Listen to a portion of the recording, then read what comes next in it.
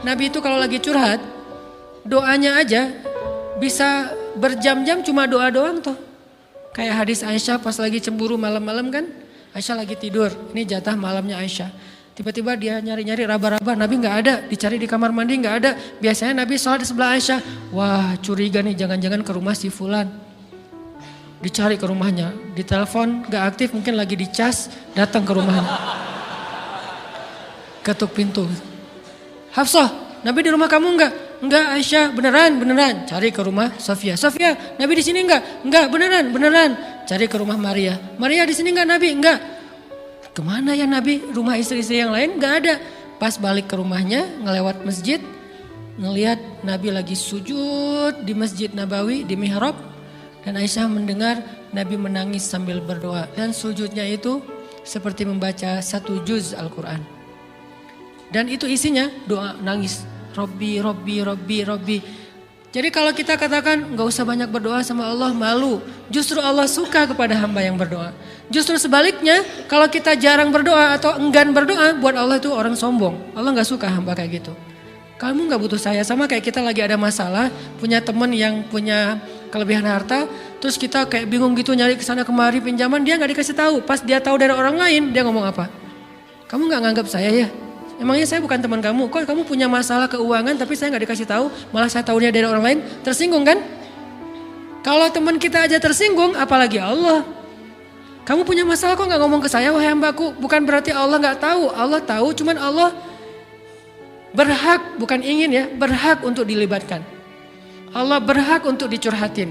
Allah berhak untuk dijadikan tempat kita untuk habis-habisan menangis dan melampiaskan masalah kita kepada Allah dalam bentuk curhat-curhat dan doa. Sehingga kalau kita berdoa, ya Rabbi, Allah langsung inni qarib, mendekat Allah kepada kita. Jadi teman-teman yang dirahmati Allah, kalau kita punya masalah, kita coba bangun awareness, oh Allah pengen membersihkan dosa-dosa saya nih. Terus kita berdoa, ya Allah bantu saya, ya Allah tolonglah saya, istighfar. Saya kadang-kadang ngerasa nih, kalau ada dosa, ada kesalahan, ada kekeliruan yang saya lakukan misalnya gitu, kalau saya nggak kuat istighfarnya, bentar lagi akan diuji sama Allah. Ujinya macam-macam, alhamdulillahnya ujiannya masih ketahan. Pasti diuji sama Allah. Kalau istighfarnya nggak kuat, taubatnya tuh nggak kuat, langsung diuji sama Allah. Dan saya langsung sadar, oh benar berarti yang tadi ini lagi dihapus sama Allah nih. Perkencang lagi, perkuat lagi istighfar. Kenapa? Karena kalau istighfar kita kuat, berarti kan dosa kita dihapus dengan istighfar ya. Otomatis ujian kita durasinya berkurang. Makin kuat istighfar, makin berkurang. Kalau istighfarnya udah mantap, udah selesai, Allah cabut tuh ujian kita. Diganti dengan kebaikan. Jadi teman-teman, kita coba sadari, oh kalau Allah menguji saya, memang saya banyak dosa. Sebelum kita mencari kambing hitam, nyalah-nyalahin orang lain, sebelum kita marah kepada orang lain, kadang wajar kita marah kepada orang lain gara-gara ucapannya, komennya, teks dari dia, wajar. Tapi sebelum itu, marah dulu kepada diri kita atas dosa dan kesalahan kita yang baru saja kita lakukan. Atau yang dulu kita lakuin dan belum benar-benar kita tinggalkan. Kalau kita ngerasa banyak dosa di masa lalu sebelum kita taubat, hijrah, berarti mungkin itulah alasan kenapa sekarang kita diuji setelah hijrah. Kenapa agak-agak harus jungkir balik setelah kita hijrah. Kenapa harus sedikit berdarah-darah setelah kita hijrah. Anggap aja itu untuk mengkifarat, membersihkan dosa-dosa kita yang telah lalu. Supaya apa? Supaya kalau kita pulang kepada Allah, kita pulang dalam keadaan bersih. Dan itu pasti akan menjadi orang yang paling beruntung. Daripada nanti diberesin di akhirat, mending diberesin di dunia kan. Soalnya kalau diberesin di akhirat itu lebih berat. Akhirat itu perlakuannya beda dengan di dunia. Di dunia kalau kita salah akan dibalas oleh Allah. Kalau kita belum taubat, dibalas oleh Allah sama. Tapi di akhirat ukurannya beda. Sehingga heran ya, kalau ada orang yang merasa beruntung lolos dari hukuman dunia, dia pikir dia udah lolos dari hukuman Allah. Mending dia beresin deh di dunia daripada nanti di akhir berlarut-larut. Itu bahaya banget. Kalau buat saya pribadi dan saya yakin teman-teman juga kayak gitu, gak mau ada masalah di akhirat, mending masalah di dunia aja. Tapi masalah di dunia juga kita gak mau berlarut-larut, pengen cepat dimudahin sama Allah. Caranya istighfar. Tidaklah Allah memberikan kepada kita ujian kecuali salah satu alasannya pengen menghapuskan dosa. Idza kathurat dzunubul 'abdi wa lam yakun lahu min 'amalin liyukaffiraha fabtalahu Allahu bil hazan liyukaffiraha. Kalau seorang hamba banyak dosa dan dia enggak cukup amal untuk mengkifarat dosa-dosanya, Allah akan menguji dia dengan rasa sedih, dengan rasa kecewa, dengan rasa berat, sakit hati untuk mengkifarat dosa-dosanya. Itu yang kita bangun. Sehingga kalau ada masalah sama orang lain, kita memperbaiki diri dulu. Bukan sibuk dengan kesalahan dia terus menerus yang gak mau kita maafin. Misalnya ada teman kita nih, jadi clash sama kita. Hal pertama yang kita bangun, astagfirullahaladzim saya banyak dosa nih. Tapi kan yang salah dia, ya. Tapi mungkin dia nggak akan mengatakan kalimat itu, nggak akan bersikap kayak gitu kalau kita nggak punya dosa. Allah sengaja mengutus dia untuk menguji kita lewat kata-katanya, lewat perilakunya, karena kita punya dosa. Jadi penyebab pertama diuji itu bukan teman kita yang salah, itu penyebab kedua. Memang dia salah dan itu harus kita akui, realistis lah. Dia salah, dia nggak pas, dia nggak bijak, dia apa? Oke. Tapi yang mentakdirkan dia salah kepada kita Allah Subhanahu wa taala. Kenapa Allah takdirkan gitu? Karena kita masih punya banyak dosa. Allah kirim kita ujian, bisa manusia, bisa alam, bisa dalam diri kita sendiri. Itu semuanya adalah cara Allah untuk menguji kita dan membersihkan dosa-dosa kita. Ini yang kita bangun pertama. Yang kedua, kata Nabi di dalam hadis Bukhari, "May yuridillahu bihi khairan." Yang terkenal kan yufaqihu fiddin, itu yang terkenal. Ternyata ada dua modelnya. Ada may yuridillahu bihi khairan yufaqihu fiddin. Siapa yang Allah pengen kasih dia kebaikan agama, kebaikan, Allah akan buat dia mengerti halal dan haram. Itu berarti Allah sayang sama dia. Ini satu model hadis. Ada model yang kedua, mirip redaksinya. May yuridillahu bihi khairan yusib min. Hadis Bukhari. Siapa yang Allah pengen ngasih dia kebaikan, Allah uji. Hah? Kok gitu caranya? Ternyata kayak gitu rahasianya. May yuridillahu bihi khairan, may yuridillahu bihi khairan. Siapa yang Allah pengen ngasih dia kebaikan, Allah kasih dia musibah atau ujian. Kenapa bisa seperti itu, Ustaz? Fa inna ma'al usri yusra, inna ma'al usri yusra. Seolah-olah Allah bilang di dalam ayat itu, kalau kalian mau dapat kemudahan, biasanya lewatnya kesusahan dulu. Kalau kalian pengen dapat keberuntungan, biasanya dapatnya kerugian dulu. Tapi keberuntungan dan kerugiannya pasti gak sebanding. Keberuntungannya jauh lebih besar daripada kerugiannya. Kerugian itu kayak modal doang, DP. Jadi kalau kita mau dapat kejutan dari Allah, Allah kasih kita DP. DP-nya apa? Ujian. DP-nya musibah. DP-nya rasa gak nyaman. Itu DP tuh.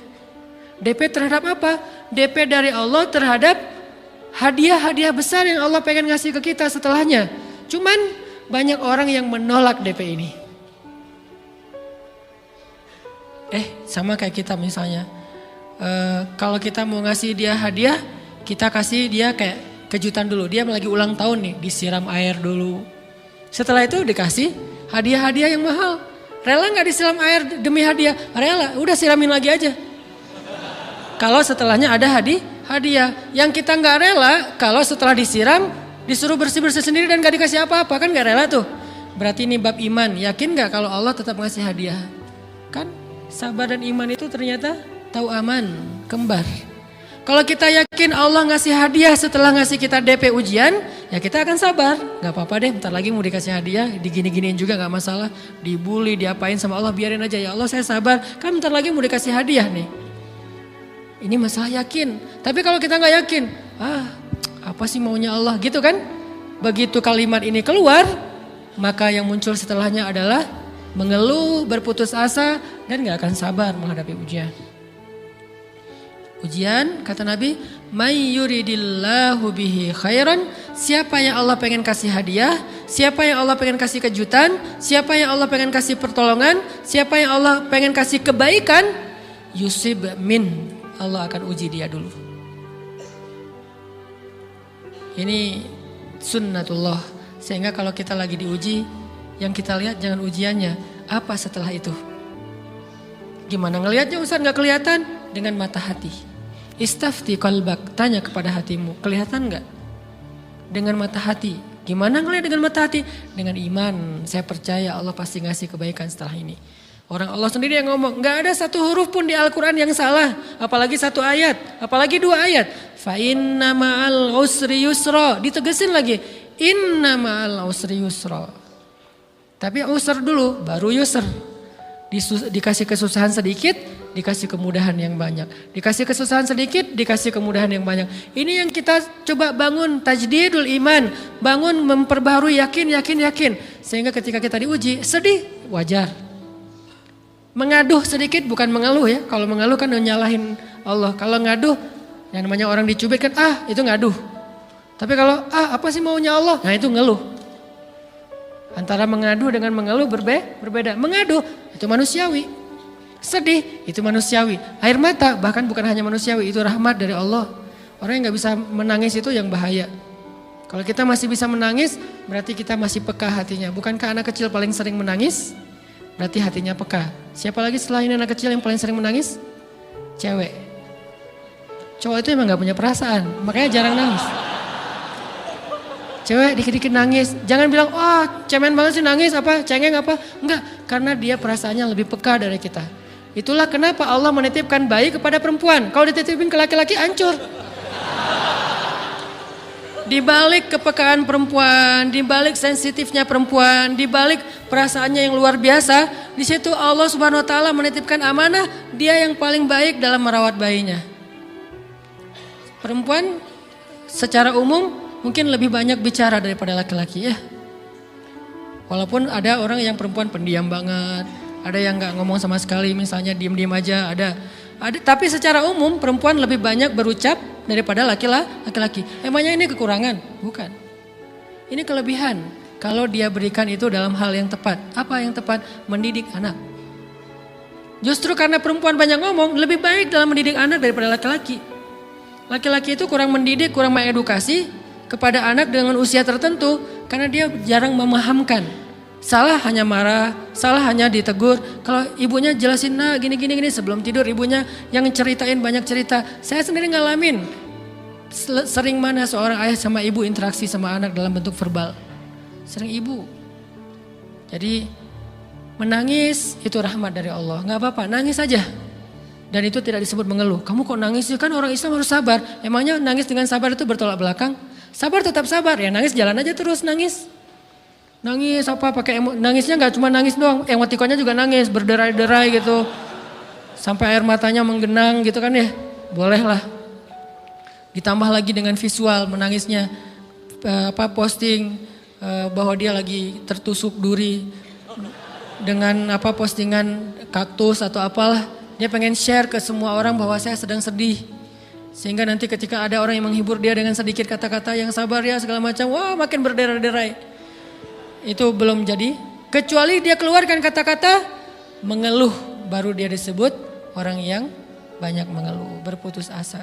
Kalau mengaduh wajar, walaupun ada nabi udah diuji berat gak mau mengaduh, apalagi ngeluh.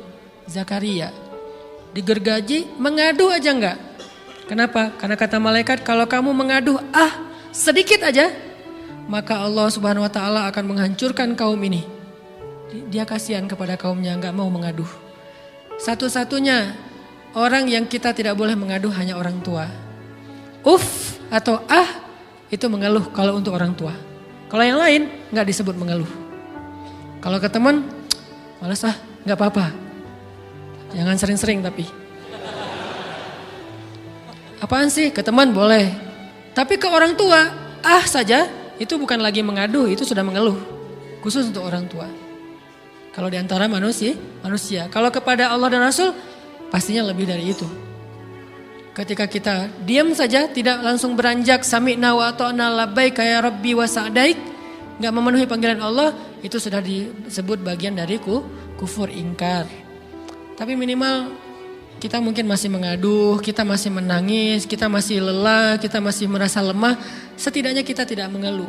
Kenapa? Kita percaya Allah kalau mau ngasih hadiah kepada hambanya, DP-nya itu ujian. Dan yakinlah hadiahnya minimal 10 kali lipat lebih baik daripada ujian itu. Minimal, karena nggak ada amal soleh yang dibalas di bawah 10 kali lipat tuh nggak ada.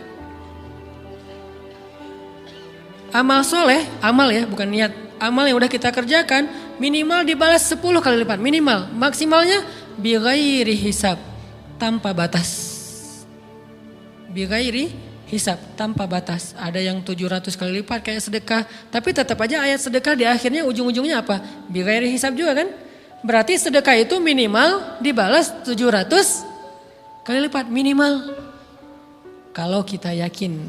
Selalu syaratnya kalau kita yakin. Dan saya ngebuktiin itu banget.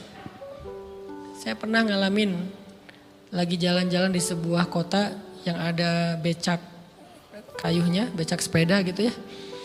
Jalan terus saya bilang, Pak berapa ongkosnya? 20.000. Udah naik aja 20.000. Karena kita keliling-keliling kota, ternyata saya jadi kasihan sama dia 20.000. Kasihan kan 20.000 dibayar keliling kota walaupun pas mampir beberapa tempat mungkin dia dapat tips ya. Tapi saya nggak tega gitu, dia cerita tentang anaknya lagi sekolah, apa segala macam, makin bikin baper kan. Pas selesai, saya kasih dia 100.000. Dari 20.000 dikasih 100.000 karena kasihan. Dan saya yakin, nggak mungkin sedekah itu sia-sia. Kan Nabi bersumpah kan, demi zat yang jiwaku di dalam genggamannya, tidak berkurang harta karena sedekah. Demi Allah kata Nabi, nggak berkurang harta karena sedekah. Berkurang harta karena belanja? Ya. Berkurang harta karena pacaran? Banget. Modal banget kan? Apalagi buat cowok. Tapi berkurang harta karena sedekah? Gak mungkin kata Nabi. Demi Allah gak berkurang harta karena sedekah. Berkurang harta karena istri? Enggak. Karena memberi kepada istri itu pahalanya lebih gede daripada sedekah. Makanya ngemodalin pacaran setelah nikah itu tumbuh berkah. Modal pacaran sebelum nikah itu apes. Jadi kalau pengen modal nih, ngemodalin cewek, traktir, ngapa-ngapain, bayarin, jangan sebelum nikah. Sebelum nikah jadi orang pelit aja, nggak apa-apa. Tapi setelah nikah, jor-joran ngasih, apalagi yang, bayarin semuanya. Kenapa? Pahalanya lebih gede daripada sedekah. Bahkan lebih gede daripada infak fi sabilillah. Seorang suami memberi nafkah istri, itu pahalanya terkadang lebih besar daripada kita berinfak untuk fi sabilillah, untuk korban perang. Saya heran kalau ada orang sedekahnya rajin tapi ke istrinya kikir, aneh, berarti dia gak ngerti konsep. Padahal memberi kepada istri itu selama itu kebutuhan pokok ya. Dan sedikit entertain, gak apa-apa asal gak berlebihan, itu luar biasa. Makanya saya kalau jalan sama istri yang yang mana? Itu yang Onit suka, oh ya Onit suka. Kasih aja, kenapa? Minta ini, kasih.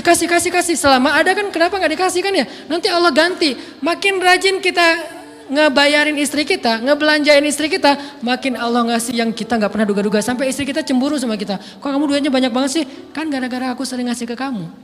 Ya udah sini lain lagi. Mau ditransfer berapa gitu kan ya. Saya ngasih 100.000 ke si bapak. Dan saya yakin teman-teman sedekahnya pasti lebih dari itu karena 100.000 saya sebut. Kalau 1 juta ke atas saya gak mau nyebut, malu dong. Ria ya.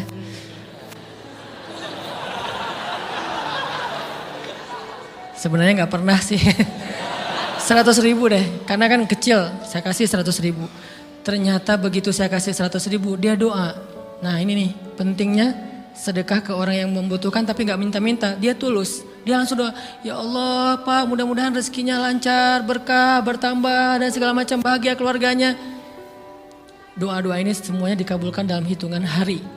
Pertama bertambah bahagia rumah tangganya, dapat kecupan dari istri. Dia nganggap suami saya cowok banget sih. Mulai 1 nih. 2, demi Allah selang 15 jam kalau nggak salah. Karena waktu itu malam, besok paginya ada orang yang ngejar-ngejar saya pengen ngasih hadiah. Ustadz saya pengen ketemu Ustadz.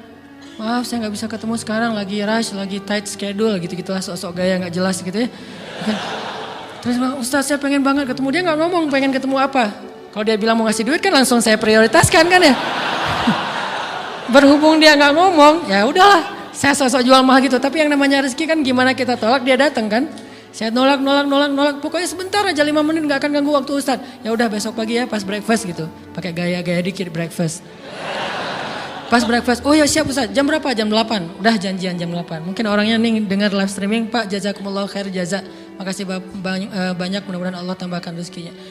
Terus beliau besok mau flight ke luar kota jam 8. Akhirnya ngubungin lagi malamnya, Pak Ustadz maaf gak bisa ketemu besok. Karena saya jam 8 itu jadwal terbang. Oh ya udah gak apa-apa, seneng dong saya gak jadi ketemu kan. Tahu gitu kan nyesel saya tuh, seneng. Besok pagi jam 6, Pak Ustadz alhamdulillah ternyata penerbangan saya di-delay ke jam 11. Allah delay penerbangannya demi ngasih rezeki buat saya. Kan luar biasa kan? Nah, ini hikmah kepedean saya, kegeeran kepada Allah gitu.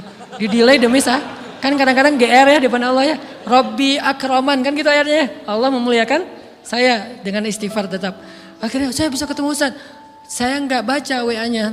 Terlambat baca, baru baca jam 8. Dia udah mulai agak putus asa. Kayaknya udah gak mungkin ketemu nih. Jam 8 pas saya baca, ternyata orangnya nggak di delay. Ya udah saya balas, ya udah sekarang saya tunggu ya jam 9, maaf cuma sebentar. Nggak apa-apa Ustaz 5 menit. Datang dia, datang ngasih apa coba?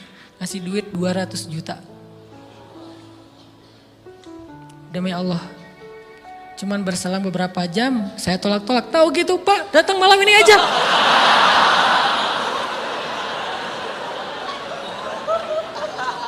Harusnya malam itu juga saya cari orangnya. Kalau perlu saya yang nyamperin Bapak. Sherlock, saya kejar.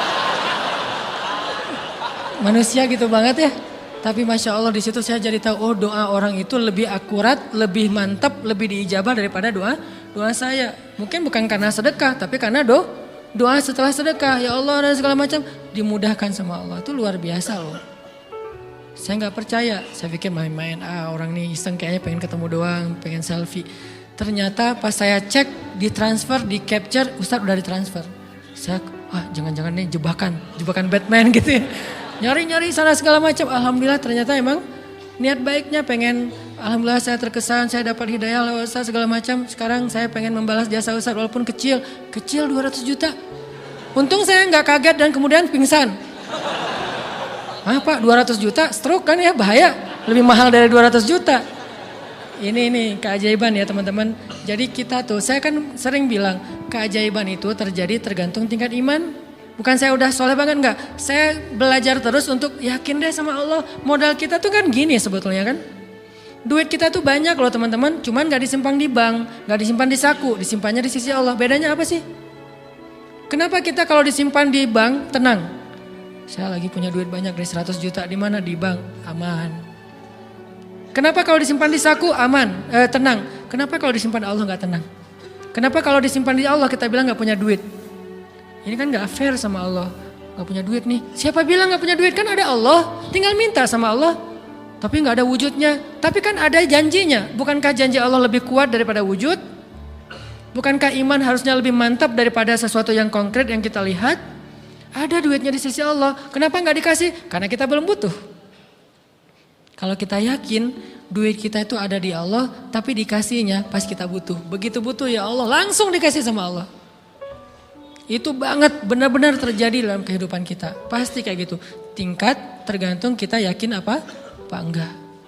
Nih, kalau Allah bilang, "May yuridillahu bihi khairan", Allah kalau pengen ngasih hadiah kepada seorang hamba, Allah kalau pengen ngasih kejutan kepada seorang hamba, yusib. Allah kasih dia ujian sedikit aja. وَلَنَبْلُوَنَّكُمْ بِشَيْءٍ sedikit بِشَيْءٍ مِنَ الْخَوْفِ وَالْجُوعِ وَنَقْصٍ مِنَ الْأَمْوَالِ وَالْأَنْفُسِ وَالثَّمَرَاتِ وَبَشِّرِ الصَّابِرِينَ. Kami uji sedikit aja dengan rasa lapar, dengan rasa takut, dengan sedikit kekurangan ini dan itu, sedikit. Tapi wabasyiris sabirin, sampaikan kejutan kepada orang yang bersabar. Sampaikan kejutan kepada orang bersabar. Jadi bisa dibilang kejutan-kejutan hidup kita itu munculnya dengan iman dan sabar. Dengan iman dan sabar. Iman artinya yakin, husnuzon sama Allah. Ana inda dhanni abdi bi. Aku tergantung prasangka hambaku kepadaku. Sabar, wasta'inu bis sabri was shalah. Minta pertolongan Allah, caranya dengan sabar, kemudian dengan sholat. Pasti Allah tolong. Ustaz, saya udah sabar. Sabar lagi.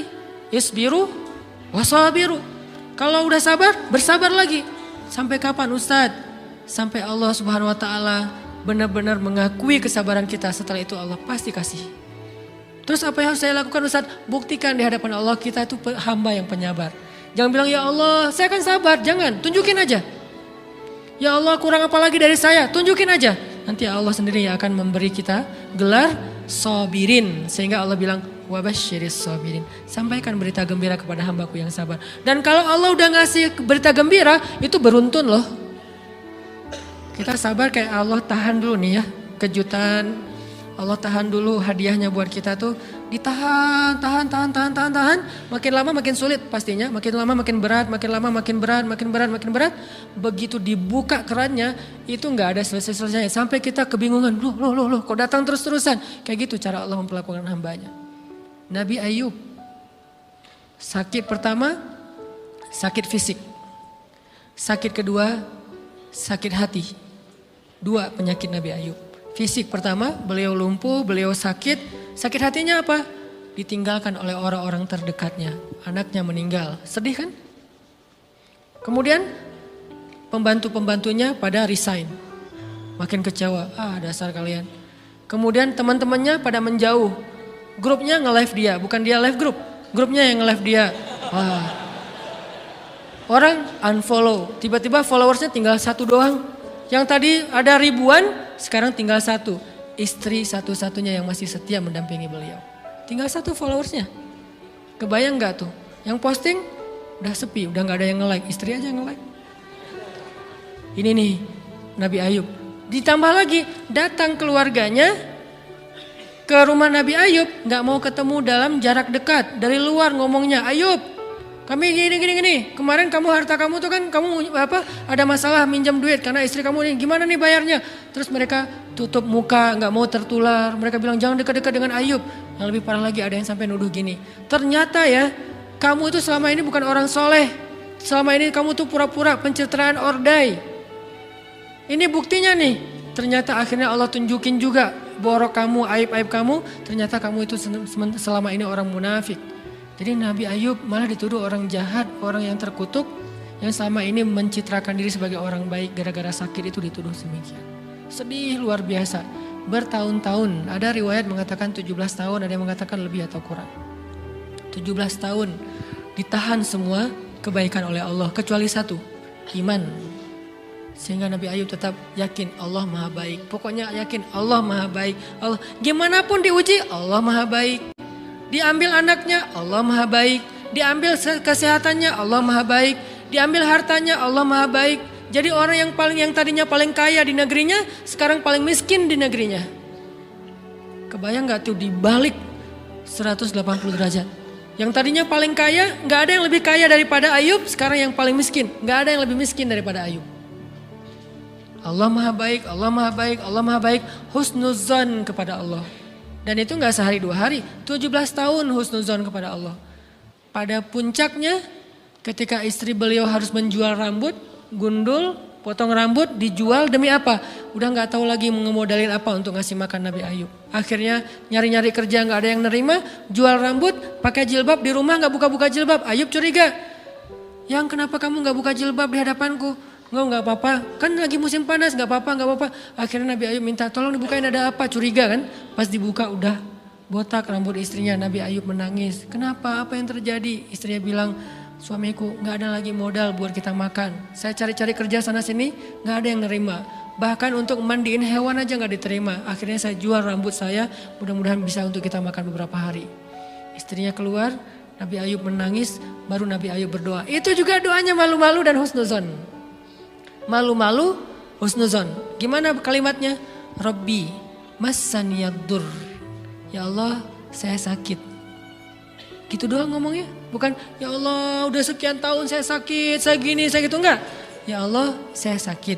Wa anta arhamur rahimin. Tapi tetap ya Allah buat saya engkau yang paling baik. Coba, masih ngomong gitu?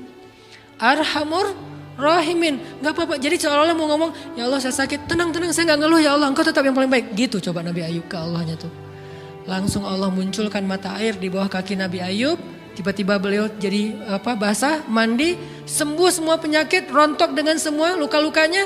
Dan wajah Nabi Ayub semua tubuhnya menjadi muda, yang usianya tadi udah 80-an tahun, tiba-tiba menjadi di antara 35 tahun. Itu usia ideal. Maaf ya, saya usianya kurang lebih segitulah. Usia penduduk surga antara 30 sampai 40 tahun. Itu usia penduduk surga. Dan usia itu mempertemukan dua kebaikan. Fisiknya sudah sempurna dan akalnya juga kebijaksanaannya sudah sempurna. Kalau di bawah 30 tahun fisiknya sempurna, akalnya belum sempurna. Kalau di atas 40 tahun akalnya sempurna, fisiknya sudah berkurang. Antara 30, 40, 45 ya kurang lebih segitulah. Nabi Ayub menjadi muda lagi. Jadi keren. Persis kayak masa mudanya. Jadi kalau ngelihat foto yang postingan pertama di Instagramnya tuh mirip nih. Kan udah postingan yang ke 1000 ya. Udah berapa tahun dia pakai akun yang sama. Wah, mirip dengan yang dulu. Istrinya datang. Begitu datang, astagfirullahaladzim, ada cowok keren di rumahnya. Tapi mirip Ayub, cuman gak mungkin ini Ayub. Langsung nyari Ayub, di mana Ayub? Kata Ayub, saya Ayub, suami kamu. Enggak, kamu bukan Ayub. Suami saya tuh udah tua, suami saya sakit-sakitan, kamu bukan Ayub. Mirip sih. Akhirnya, saya Ayub, apa buktinya kamu Ayub? Ditunjukkan buktinya oleh Nabi Ayub. Apa buktinya?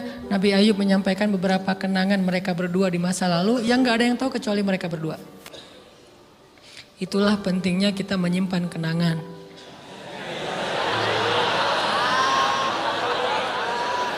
Kalau ada masalah gitu kan, nauzubillah harus operasi wajahnya. Kamu bukan suami saya.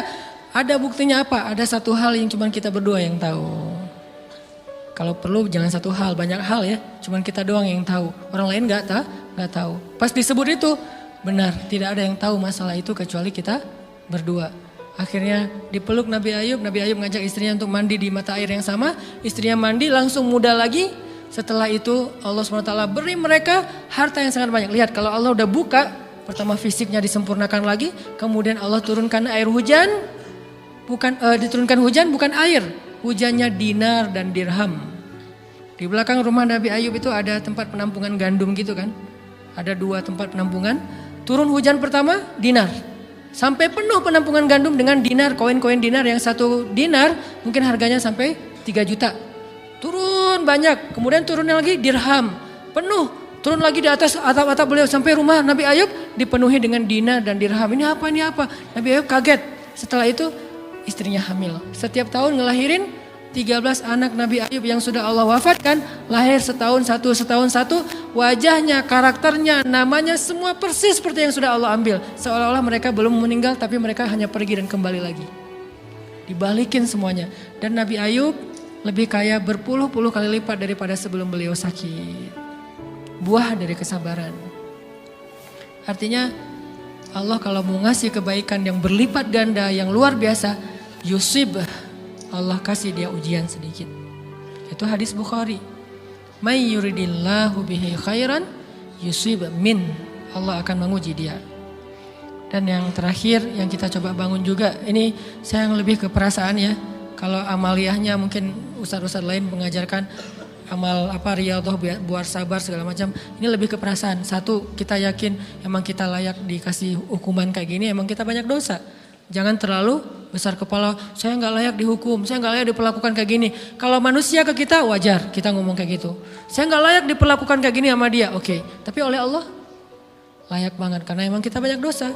Makanya kalau kita nggak kuat lama-lama digituin, banyak istighfar. Yang kedua, husnuzon, lebih keperasaan nih. Oh Allah pengen ngasih saya kejutan. Sabar. Sampai kapan? Sampai Allah benar-benar melihat kesabaran kita. Yang ketiga, nah ini juga lebih keperasaan. Allah itu kalau kangen kepada kita, ngasih kita ujian. Terutama kita yang kalau gak dikasih ujian, jarang romantis sama Allah. Kalau udah dikasih ujian, Allah Akbarnya tuh bergetar gitu. Allahu Akbar. Kenapa banyak ujian? Tapi kalau lagi normal, sholat mah sebelah kaki, santai aja. Kalau perlu bersandar gitu ya. Sholatnya gak wudhu, tayamum cepet-cepetan, biar gampang gitu. Kan tayamum juga boleh Ustaz, kayak gitu-gitu lah. Kenapa? Kalau lagi normal. Doa, Rabbana atina fid dunya hasanah. Kalau misalnya baca dalam sholat, qul huwallahu ahad, itu juga dibagi 3 rakaat. Tapi kalau lagi diuji, Alif Lam Mim, Toha, Yasin, semua dibaca pembukaan surat. khatam 30 juz teh.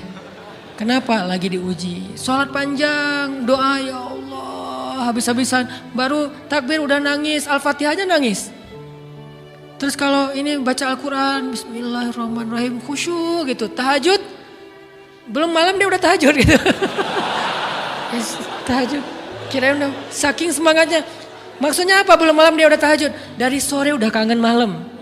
Kapan ya malam, kapan ya tengah malam, kapan ya saya pengen tahajud, kangen dengan tahajud. Kan ada orang kayak gitu, saya kenal beberapa orang yang katanya hanya menunggu malam aja setiap hari. Setiap pagi kapan ya malam, pas malam bahagia tahajud, pagi lagi kapan ya malam. Artinya belum malam udah tahajud, saking kangennya dengan tahajud, rindu banget sama Allah, romantis banget dengan Allah. Khatam Al-Quran berkali-kali dalam seminggu. Begitu dia dikasih jalan keluar, menjauh sampai lupa sama Allah. Sehingga kalau Allah kangen sama dia, Allah kasih dia ujian dikit. Ta'ala ya abdi, kesini wahai hambaku, kesini. Biar kita berdua-duaan lagi nih. Kalau gak mau digituin, tetaplah dekat kepada Allah walaupun kehidupan kita dalam keadaan mudah. Tetaplah romantis sama Allah, tetaplah gampang tersentuh oleh ayat-ayat Allah walaupun hidup kita dalam keadaan normal. Mudah-mudahan 3 rahasia ini bisa menjadikan kita berhusnuzon dan terbangun awareness kita ketika kita lagi diuji. Terutama ujian-ujian yang spontan muncul dari kata-kata teman kita, dari sikap orang lain. Langsung ingat, oh saya emang ada dosa yang mau Allah hapus. Oh habis ini mau dikasih kejutan. Oh Allah lagi pengen dekat sama saya. 3 hal ini mudah-mudahan terus kita latih. Awarenessnya yang dilatih bukan hadis-hadisnya yang dihafal. Mudah-mudahan ketika diuji spontan kita langsung sadar, langsung balik on the track. InsyaAllah Allah subhanahu wa ta'ala istiqomahkan kita fis sarra wa fit dharra, dalam keadaan suka maupun dalam keadaan duka.